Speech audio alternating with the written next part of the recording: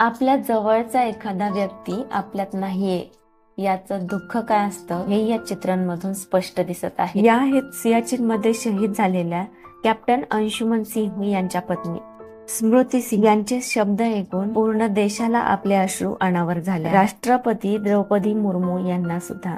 सध्या त्या नोएडात राहून एका मल्टीनॅशनल कंपनीमध्ये काम करत आहेत। भारतीय सेनेतील शूरवीरांचे किस्से तर कित्येकदा ऐकले असतील।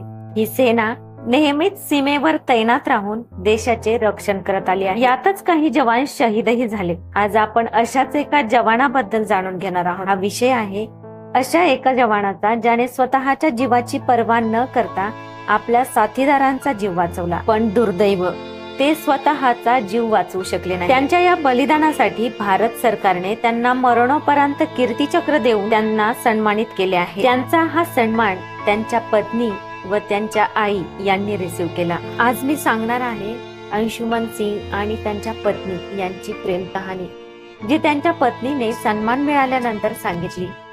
कॅप्टन अंशुमन हे यूपीच्या तेवरियाचे आहेत आणि त्यांच्या पत्नी पठाणकोट।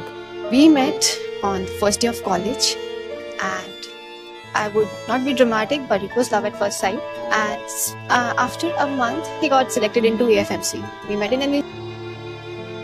त्यांच्या पत्नी सांगतात की इंजिनिअरिंग कॉलेजच्या पहिल्या दिवशी आमची भेट झाली। 1 महिन्यात झालं होतं कीच त्यांचं selection arm forces medical college मध्ये झालं। ते सुपर इंटेलिजंट व्यक्ती होते।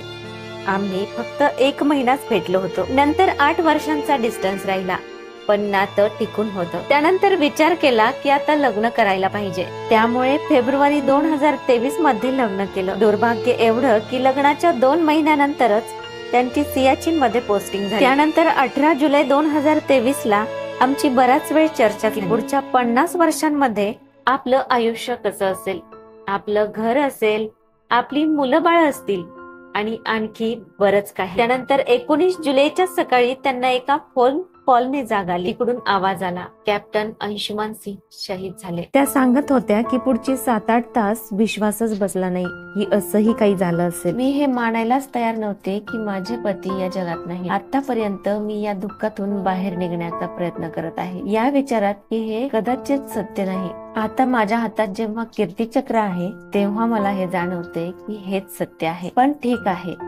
ते हिरो होते। आम्ही आपल्या जीवनाला थोडं मॅनेज करू शकतो, कारण त्यांनी खूप काही मॅनेज केले। त्यांनी त्यांचं जीवन व परिवार त्यागला आहे, कारण अन्य 3 परिवाराला वाचवलं जावं म्हणून। झालं असं की 19 जुलै 2023 च्या पहाटे 3:30 वाजताच्या दरम्यान भारतीय सेनेच्या गोळा बारूद साठ्याच्या ठिकाणी शॉर्ट सर्किट झाले, त्यामुळे आग लागली। त्या आगीने इतर टेंटला सुद्धा आपल्या वेठ्यात घेतले। आग लागल्यामुळे त्यांचे कित्येक साथीदार त्यात अडकले। आपल्या साथीदारांना वाचवण्यासाठी कॅप्टन अंशुमन हे सुद्धा आगीच्या लोटात उडी घेतात। आपल्या जीवाची पर्वा न करता अंशुमन यांनी 3 जवानांना बाहेर काढले, परंतु या घटनेत ते पूर्णपणे अडकले।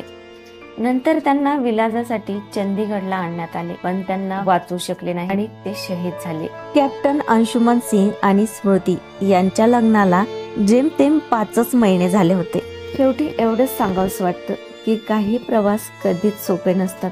ज्यांच्या सोबत आयुष्य घालवायचं असतं त्यांच्याशिवाय आयुष्य वेदनादायी असतं। अंबानीचं लग्न तर सगळ्यांनीच पाहिलं असेल, त्याचबरोबर कॅप्टन अंशुमन सिंह यांची ही न्यूजही तुम्ही पाहिली आहे का? व्हिडिओ आवडला असेल तर एक लाईक नक्की करा। त्याचबरोबर व्हिडिओ जास्तीत जास्त शेअर करा आणि आपल्या चॅनललाही सबस्क्राईब करा।